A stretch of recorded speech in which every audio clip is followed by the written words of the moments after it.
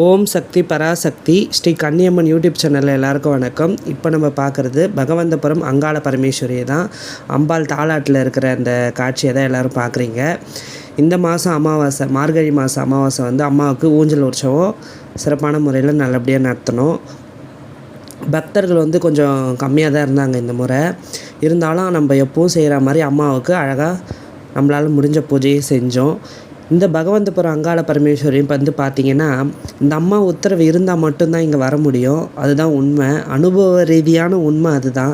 எத்தனையோ பேர் வரணும்னு நினைக்கிறாங்க, ஆனால் வர முடியல.